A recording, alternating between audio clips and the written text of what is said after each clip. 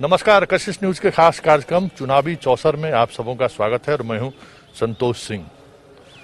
आज इस चौसर में उन विषातों पे बात करेंगे जिनको पटना में रहते हुए नहीं समझा जा सकता है। पटना के लुटियन इलाके में अगर बात करें तो बहुत सारी चीजें ऐसी चीजें हैं जिनकी समझ जब आप ग्राउंड जीरो पर पहुंचेंगे तो बहुत कुछ बदला हुआ दिखाई देगा। जी हाँ, बात पटना में रहने पर यह हो रहा था कि ये लड़ाई महागठबंधन और एनडीए गठबंधन के बीच है, लेकिन जब आप जमीन पे पहुंचेंगे तो वहां आपको दिखाई देगा कि एनडीए के अंदर में एक बड़ा द्वंद्व चल रहा है। सिर्फ एलजेपी ही नहीं, जदयू के भी लोग बीजेपी के खिलाफ चुनाव लड़ रहे हैं, बीजेपी के भी लोग जदयू के खिलाफ चुनाव लड़ रहे हैं, एलजेपी तो चुनाव लड़ ही रही है। तो इस बार की राजनीति को, सियासत को समझना इस मायने में काफी महत्वपूर्ण है कि जो बगावत है उसकी वजह क्या है और कितना असर पड़ेगा इस बगावत का। क्योंकि हम इस कार्यक्रम की शुरुआत गया के जिले के 10 विधानसभा क्षेत्रों को लेकर हम करने जा रहे हैं। अगर बात करें विधानसभा क्षेत्र को तो अधिकांश विधानसभा क्षेत्रों में बागी उम्मीदवार खड़ा है। जदयू के पूर्व विधायक पार्टी के बीजेपी के उम्मीदवार के खिलाफ चुनाव लड़ रहे हैं। कहीं आपको बीजेपी के जिला उपाध्यक्ष हैं तो एलजेपी के टिकट से चुनाव लड़ रहे हैं। मतलब सारी सीटों पर अगर गया की हम बात करें तो 10 में 7-8 सीटें ऐसी सीटें हैं जिन सीटों पर एनडीए से ही लड़ाई लड़ रही है। इमामगंज में देख लीजिए, इमामगंज में स्थिति यह है कि बीजेपी के जिला उपाध्यक्ष खड़ी हैं एलजेपी के टिकट से। बोधगया में भी पूर्व विधायक रहे हैं राजद के, भी जदयू के बड़े नेता हैं, वो खड़ा है यहाँ पे बीजेपी के उम्मीदवार के खिलाफ। गरुआ चले जाइए, मतलब तमाम ऐसे सीटों पर, इन सीटों पर ये देखा जा रहा है कि आपस में काफी एक दूसरे से को हराने के लिए खड़े दिख रहे हैं। इसका कितना असर होगा आने वाले चुनाव पे? नरेंद्र मोदी का सभा होना है और अब हर किसी की उम्मीद नरेंद्र मोदी के सभा पर ही है।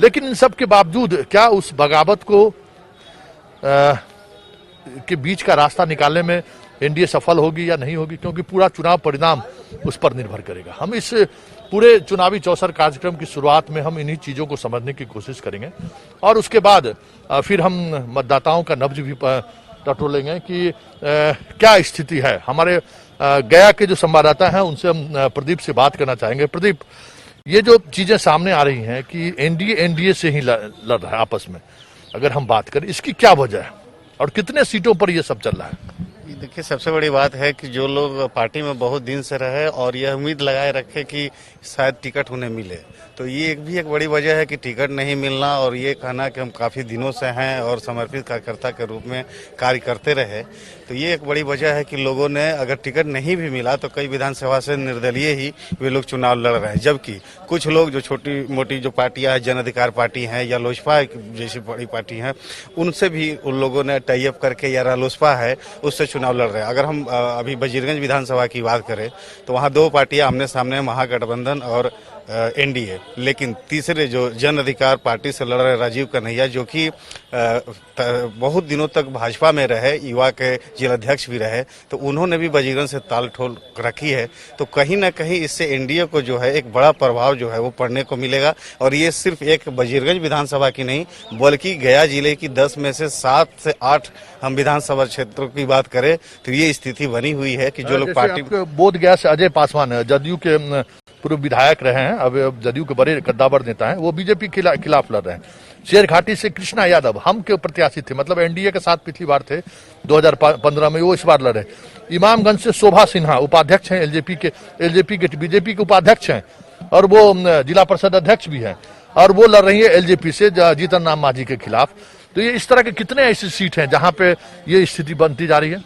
बिल्कुल, जैसा कि हमने आपको बताया कि 10 में से 7 से 8 विधानसभा ऐसे हैं जहां जो बड़ी पार्टियां हैं, जो लोग जैसे भाजपा में रहे या आरजेडी में रहे और उन्हें टिकट नहीं मिला, तो वे उसी के खिलाफ जो है निर्दलीय या दूसरी पार्टियों से टिकट लेकर चुनाव लड़ रहे हैं। शोभा सिन्हा की आपने बात कहा तो वो पूर्व जिला परिषद अध्यक्ष रही हैं और उनके जो ससुर राम स्वरूप पासवान है वो भी कभी इमामगंज से ही विधायक रहे थे और उनकी एक अच्छी छवि जो है शोभा सिन्हा की रही, चूंकि महिला की जिलाध्यक्ष भी रही हैं और ऐसे में टिकट ना मिलने पर वो इमामगंज से खड़ी हैं, तो कहीं ना कहीं जो है वो अगर नुकसान की अगर हम बात करें तो वो एनडीए को ही जाता दिख रहा है। अच्छा, इसकी वजह क्या है? राजेश बोधगया संवाददाता भी हमारे साथ हैं कि राजेश, ये जो बागी उम्मीदवार खड़े हुए हैं एनडीए उम्मीदवार का फर्क पड़ेगा या फिर चुनाव के आखिरी दिन आते आते चीजें समान हो जाएंगी? सर, बागी उम्मीदवारों पर जनता की जो वोट है वो उनकी ये नजर है कि बागी उम्मीदवारों के साथ कौन कौन लोग, किस किस समाज के लोग उनके साथ शामिल हो रहे हैं। जैसे कि अलग अलग क्षेत्रों में जो पासवान समाज के लोग हैं उनको काफी दिन से नेता नहीं मिल रहा था, एनडीए में पासवान को जगह नहीं मिला, लोजपा को तलाशने में लगी थी, अल्पसंख्यक को गया से कहीं कोई सीट नहीं मिला था, अल्पसंख्यक भी किसी मोर्चा में वो जा रहे हैं, पप्पू यादव को जो पार्टी चंद्रशेखर रावण की है। तो कहीं ना कहीं एकजुटता है कि जो सत्ता पक्ष में जो रहे हैं दोनों पार्टी दल, आरजेडी और एनडीए, ये दोनों पर काफी नुकसान होने की उम्मीद है। इतनी बड़ी नुकसान हो जाएगी शायद इसकी अंदाजा भी नहीं लगाई जा सकती है। प्रदीप, ये हमें बताइए कि एनडीए की तरफ से या महागठबंधन, जहां कहीं भी इस तरह की चीजें आ रही हैं, चुनाव के वक्त आते आते चीजें बदलेंगे या फिर विधानसभा चुनाव है, बड़े नेताओं का, प्रधानमंत्री भी आ रहे हैं, उसका असर पड़ेगा या फिर चीजें इसी तरीके से चलेंगी? बिल्कुल, बहुत सही प्रश्न आपने कहा। जहां तक जब बड़े नेताओं की जब यहाँ पर कार्यक्रम होती है तो जो परिदृश्य है वो कभी कभी बदला नजर आता है। हम पिछले लोकसभा की बात करें तो भाजपा की परंपरागत सीट थी एमपी की, लेकिन उसे जदयू में दे दिया गया। पहले तो ऐसा लगा देखकर कि शायद भाजपा के लोग नाराज हैं और वो सपोर्ट नहीं करेंगे जिस प्रत्याशी को दिया गया, लेकिन पीएम मोदी से लेकर तमाम बड़े, राजनाथ सिंह जैसे नेता जो हैं वो यहाँ पर आए और कार्यक्रम किया। उसके बाद कार्यकर्ताओं का जो नाराजगी थी भाजपा में वो दूर हुई और उन्होंने तन मन से भी सपोर्ट किया और अंततः जीत जदयू की हुई। तो इस विधानसभा में भी यह परिदृश्य शामिल हो सकता है कि जो लोग नाराज हैं या दूसरे जगहों से खड़ा, भले जो निर्दलीय के रूप में खड़े हैं, जीत हो या ना हो ये तो भविष्य के गर्त में है, लेकिन जो एक उनका अपना परसेंटेज ऑफ वोट है वो डैमेज जो है वो हो सकता है। और बड़े नेताओं की बात करें तो जहां तक हमें जानकारी है कि 23 में प्रधानमंत्री का 23 तारीख को यहाँ पर कार्यक्रम आयोजित है, तो ऐसे में बड़े नेताओं के आने पर, उनके गाइडलाइन पर या उनके कहने पर जो है वो परिदृश्य धीरे धीरे चेंज होता नजर आता है। और आने वाले विधानसभा में जैसे जैसे तिथि नजदीक आएगी ये परिदृश्य कहीं ना कहीं बदलता नजर जरूर आएगा। चलिए, सब कुछ बड़े नेताओं के भाषण पर निर्भर है, जब वो आएंगे तो चीजें बदल सकती है, लेकिन फिलहाल जो परिदृश्य है वो परिदृश्य यही दिखा रहा है कि आपसी टकराव की वजह से काफी नुकसान हो रहा है दोनों गठबंधन को। और उस गठबंधन में एनडीए को लेकर अगर हम बात करें तो सबसे ज्यादा नाराजगी, और इसकी एक बड़ी वजह यह भी है कि एनडीए और लगातार गठबंधन के साथी बदलते रहे उनके। 2010 में नीतीश कुमार के साथ वो चुनाव लड़े, और 2015 में फिर नीतीश से अलग चुनाव लड़े, और 2020 में फिर नीतीश के साथ चुनाव लड़ रहे हैं। तो ये जो 10 वर्षों का जो अंतराल रहा है, इस दौरान जो गठबंधन बदलते रहे, इसका असर जमीनी स्तर पर जो कार्यकर्ता हैं उनके मनोबल पर काफी पड़ा है। क्योंकि पिछली बार 2015 में अकेले बीजेपी चुनाव लड़ी थी, हम और रामविलास जी की पार्टी के साथ। उस दौरान बीजेपी कार्यकर्ताओं का काफी फैलाव हुआ था बिहार के अलग अलग हिस्सों में, और वो मेहनत भी कर रहे थे कि हम 2020 का चुनाव लड़ेंगे। लेकिन जैसे ही जदयू से उनका गठबंधन हुआ, अधिकांश सीटों पर जो भाजपा के प्रबल दावेदार थे वो इस वजह से अपने आप को अलग कर लिए कि अब ये सीटें जदयू को जा रहा है। अब देखना यह है कि इनका प्रभाव कितना चुनावी राजनीति पे पड़ता है, ये काफी महत्वपूर्ण है। और इसी को समझने के लिए अब हम जनता के बीच जाएंगे और बात करेंगे कि उसका कितना असर है। मुस्लिम वोटर से भी हम बात करेंगे, यादव मतदाताओं से भी बात करेंगे, यहाँ पे माझी वोटरों की संख्या काफी अधिक है, उनसे भी हम बात करेंगे और हम समझने की कोशिश करेंगे कि आखिर जो कोशिश हो रही है कि एनडीए के अंदर में जो बिखराव है उम्मीदवारों की वजह से, उसको पाटने की जो कोशिश हो रही है, उसका असर गांव के स्तर पे संभव है या नहीं। चलिए, एक छोटा सा हम ब्रेक लेते हैं। ब्रेक के बाद हम अलग अलग जो वोट बैंक की राजनीति, सियासत, जाति आधारित जो सियासत चल रही है, उनको हम समझने की कोशिश करेंगे। लेकिन फिलहाल एक छोटा सा ब्रेक लेते हैं।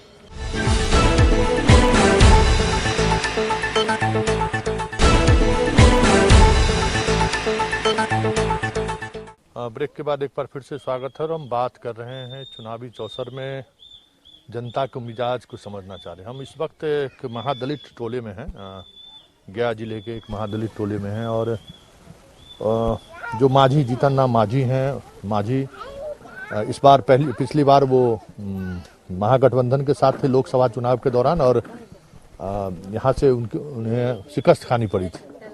उनके अपने वोटर भी उस बार उनको वोट नहीं किए थे। ये साफ जब हम लोग उनके चुनावी कैंपेन के दौरान इसी तरीके से जनता से जब हम बात कर रहे थे तो ये बातें सामने आई कि जनता उनका खुद का अपना वोटर उनके साथ नहीं है। इस बार वो गठबंधन बदल लिए हैं, फिर अब नीतीश जी के साथ हैं, और इस जिले के 2 कंस्टिट्यूंसी में समधन भी चुनाव लड़ रही हैं और खुद अपने चुनाव लड़ रहे हैं।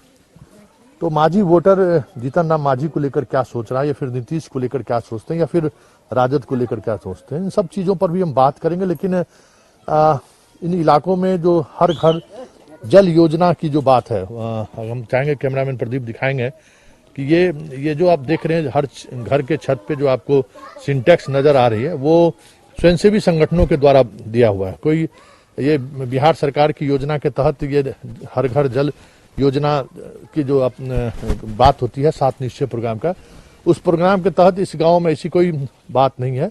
ये सारे स्वयंसेवी संगठनों के द्वारा बनाया गया है। जरा हम बात करते हैं, जरा ये बताइए कि सरकार की तरफ से जो कहा गया कि लॉकडाउन के कारण जो रोजगार नहीं मिला है, लोगों के अकाउंट में पैसा दिया गया है, आप लोगों को भी पैसा आया है या? ऐसे तो सर लेडीज लोग को पैसा आया था अकाउंट पे, मतलब कुछ वही मिल रहा था, 500 के आया, ऐसे कुछ मिल रहा था, वही पैसा आया हुआ था। आप लोगों को कुछ बैंक में कोई पैसा वगैरह आया था? ना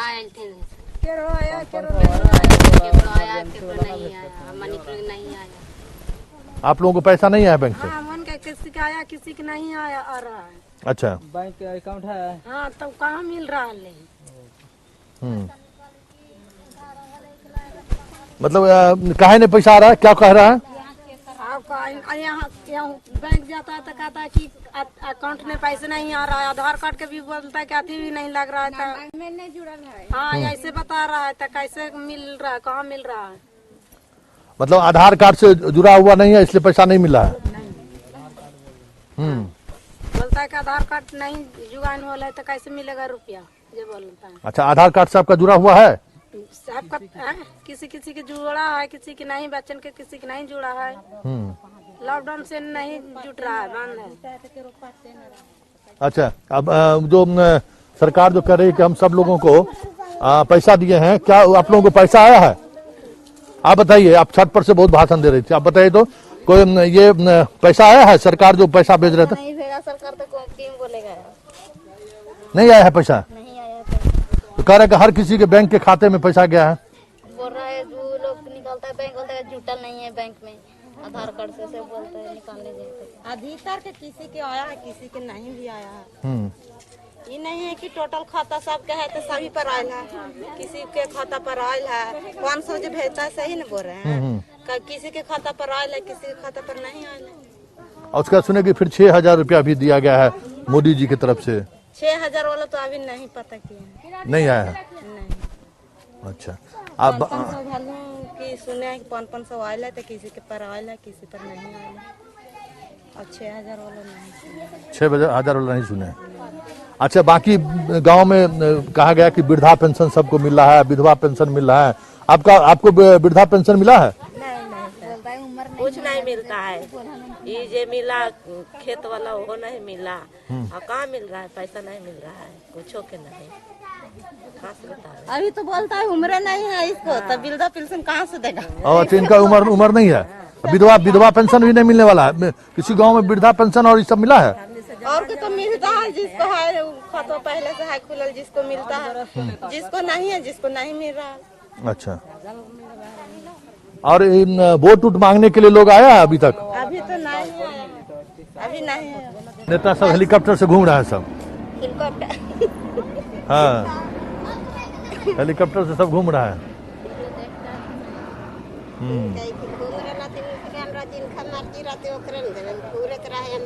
हाँ, बोल रहे हैं कि मोदी सरकार तो बहुत छूट दिए हैं, नीतीश जी तो हम लोग के मिल नहीं पा रहा है। मतलब भ्रष्टाचार बहुत बढ़ गया है। बढ़ गया है। मोदी सरकार तो देने के लिए तैयार है, हम लोग के देवे करते हैं कि गरीब के समझवे करते हैं, क्योंकि अगला आदमी हम लोग के देना नहीं चाहते हैं। इस भ्रष्टाचार के लिए किसको जिम्मेवार मानते हैं आप लोग? अभी तो हम देखे नहीं, अब ऊपर से आते हैं तो हम लोग जाते हैं तो खाने बता देते हैं कि वहाँ जाइए। आप जीविका दीदी हैं? हाँ, हम लोग जीविका के दीदी हैं। हम लोग 600 महिला हैं हथियार में, जीविका के दीदी हैं। अच्छा, तो इस बार जीविका की दीदी जो पहले नीतीश जी के साथ रहती थी दीदी, इस बार जीविका दीदी से बात होती तो इस बार गुस्सा में है। गुस्सा में। अभी थी ना लड़की है लेडीसिया, वो मेन थे, चल गए चर्चा में। अभी गए ना तो चल गए हैं। नहीं तो जीविका दीदी जो नीतीश का सबसे बड़ा वोटर हुआ करता था, नीतीश जी को पक्का समर्थक, वो इस बार जीविका दीदी काहे गुस्सा हुए नीतीश जी से? पता नहीं, हम लोग के तो कुछ नहीं दिया रहा। जीविका दीदी कुछ दिया है हम लोग के? जीविका में जुटल है, ऊपर से कितना फंड आया हम लोग के दिया है नहीं जीविका दीदी। हम लोग के वो बोले कि जीविका दीदी ने कि हम लोग क्या करें, ऊपर से अवे नहीं करता तो हम लोग क्या करें, ऐसा बात है। तो उसको लेकर इस बार जीविका दीदी नीतीश से गुस्सा में है। नीतीश तो गोसा तो वो जीविका दीदी जब मेन हुआ उनको न पकड़ेंगे हम लोग कि कहा गोसा हम लोग के दिया है नहीं कुछ। नहीं तो इस बार कह रहा है कि लोग जो लॉकडाउन में कुछ हुआ तो हम लोग के कहाँ दीदी दिलाए, कुछ नहीं दिलाए, खाली एगो मांस दिया है, वही तो जान रहे हैं जीविका से। मास्क बना के आप लोग बेचे नहीं ना, वो भी नहीं मांस बना के बेचे हैं, वो हम लोग के एक बार दिए हैं अपने से ला के। बाकी जीविका के थ्रू तो कुछ ना हम लोग के अथी किए, इसलिए गोसा हो गए। अच्छा, तो इसका प्रभाव पड़ेगा वोट पर? कैसे प्रभाव पड़ेगा? हम लोग तो देखिए न रहे हैं, जीविका से कुछ मिल ही नहीं रहा, तो कैसे हम लोग कहें? नहीं, अगर मान लीजिए जीविका दीदी का ये जो आक्रोश है, तो उसका नीतीश के को लेकर आक्रोश रहेगा वोट तक या फिर खत्म हो जाएगा? नहीं, वोट तक रहेगा। अगर सही रहेगा तो ठीक है, हम लोग चलाएंगे नीतीश जी के, हम लोग के विकास करेंगे ना, जीविका दीदी के सहयोग देंगे ना तो हम लोग आगे बढ़ाएंगे। हम लोग के जीविका से कुछ अथी नहीं है। अच्छा, एक चीज बताइए, जो पहले नीतीश जी का जो जिस तरीके से महिलाएं आगे बढ़कर वोट देती थी, इस बार क्या लगता है आपको? पहली बार नहीं, इससे पहले जैसे महिला सब बाहर निकलकर नीतीश जी को वोट देती थी, एकदम नीतीश जी महिला के वोट से चुनाव जीतते थे, शराबबंदी लाए, बहुत तरह का महिलाओं का विकास किए। हाँ, तो इस बार महिला लोग क्या करेगी? इस बार क्या करेंगे कि आप लोग की मोदी जी के तो बोले कि महिला के दीदी की बहुत साथ दे रहे हैं मोदी जी, इस बार आओ साथ दीजिए कि आओ बढ़ेंगे, विकास करेंगे मोदी जी। कब से चला रही है ये टेम्पो? ये हमको पता नहीं, ये लग रही है कि 6-7 महीना हुआ है। अच्छा, तो अब चलाती है अपने से चलाती है। अच्छा, तो मतलब इस बार जो है सो वोट में ज्यादा बदलाव होना नहीं है, जो जहाँ जिसके साथ है वो उनके साथ रहेगा? ऐसा तो नहीं हो सकता है। नहीं हो सकता है। नहीं, हम लोग के विकास देंगे नीतीश जी तो आगे बढ़ेंगे। हम लोग भी चाहते हैं कि कुछ आगे बढ़ाइए। ये कहाँ हम लोग बोल रहे हैं कि आगे नहीं बढ़ेंगे। हम लोग की तरफ देंगे जीविका दीदी के तबे ना। अच्छा, तो मतलब इस बार अभी सब लोग वोटर अभी सोच रहा है कि क्या करना है। हम लोग अथी निकालेंगे, रैली निकालेंगे। रैली निकालिएगा कि सब लोग वोट गिराइए। चलिए, एक नीतीश के साथ एक बड़ा ही सकारात्मक चीज है कि जीविका दीदी पूरे बिहार में जीविका दीदी के सहारे, हाँ, महिलाओं तक रोजगार का एक सृजन कैसे हो, उसको लेकर गांव-गांव में ये जीविका दीदी के सहारे ये काम चल रहा है। मुर्गी पालन का काम हो, फिर मास्क बनाने का काम भी इस बार हुआ है। लेकिन इन सब चीज़ों से इतर एक बड़ी बात यह है कि रोजगार को लेकर या शराबबंदी को लेकर जो दावे सरकार कर रही है, तो उस दावे पर महिलाएं सवाल, क्या शराब आपके यहाँ बिकता है या अब नहीं बिकता है? नहीं बिकता है, बंद हो गया तो सब लोग सुधर गए हैं। तो काम होगा तबे न करेंगे जीविका दीदी, कुछ मिलेगा हम लोग के तबे न। तो ऐसे तो हम लोग बैठे हैं, बेरोजगारी हैं हम लोग।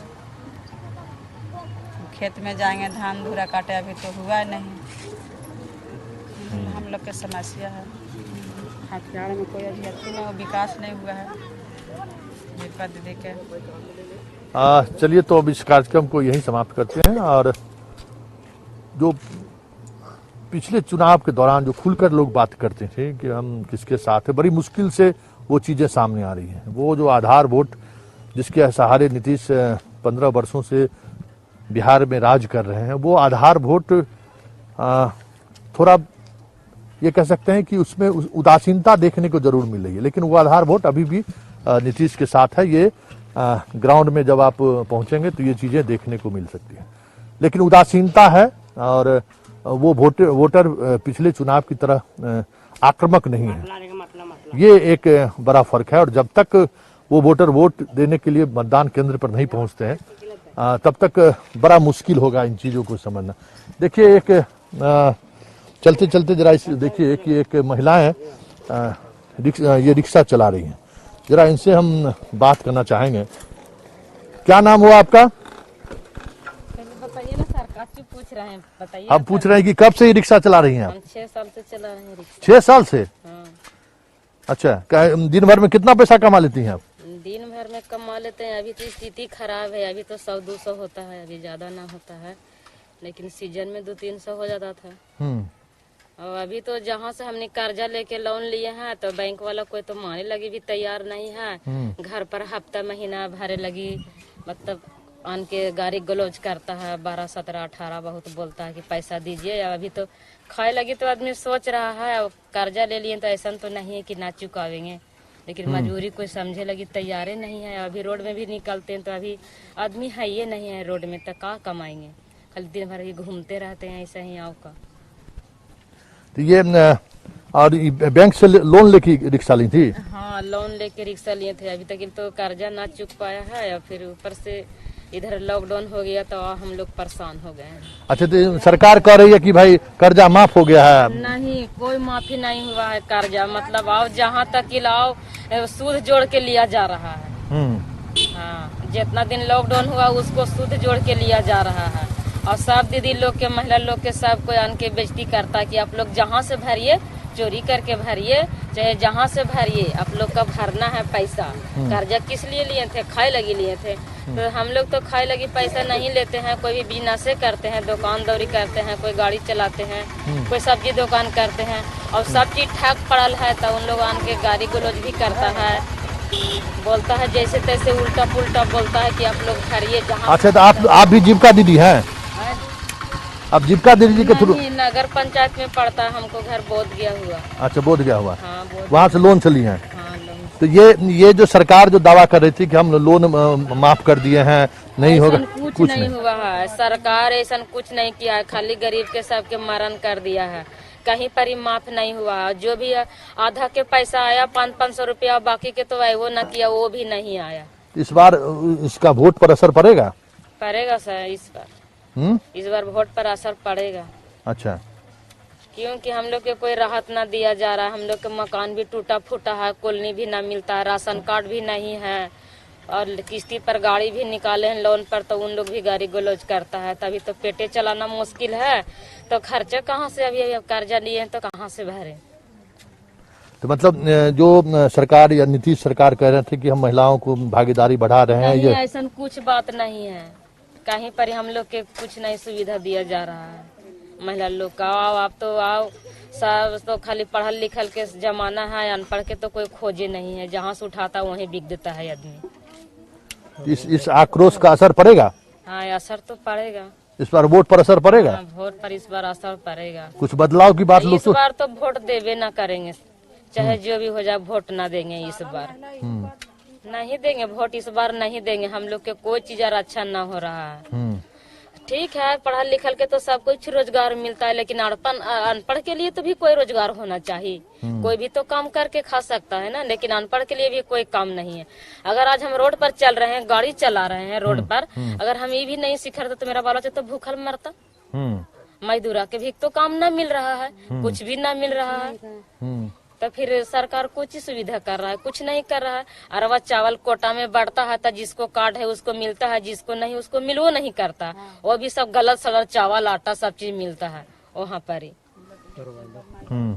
चला रही हैं ये खुद एक रोजगार के अवसर, और इस तरीके से आप को गांव में मिल जाएंगे कि महिलाएं जीविका दीदी के सहारे चीजें आई हैं, लेकिन इसका एक इम्पैक्ट जो दिख रहा है, जो लोग ऋण लेकर जो लोग खरीदारी किए हैं उनको ऋण माफी नहीं हुआ है, उसको लेकर भी लोगों में आक्रोश। इस बार आपने देखा कि एक बड़ा फर्क है, गांव के मतदाता उस तरीके से उत्साहित नहीं है, बहुत मुश्किल से वोट को लेकर चीजें बाहर निकल रही हैं, और लॉकडाउन और रोजगार और बैंक तमाम चीजों को लेकर भी आक्रोश है, ये आप देख सकते हैं। लेकिन इन सब से इतर जो एक बड़ी बात है कि नीतीश कुमार या मोदी जिस कोर वोटर के सहारे बिहार को साधने की कोशिश कर रही है, उस कोर वोटर में भी बदलाव की बात सामने आ रही है, या फिर मतदान केंद्रों पर नहीं जाएंगे।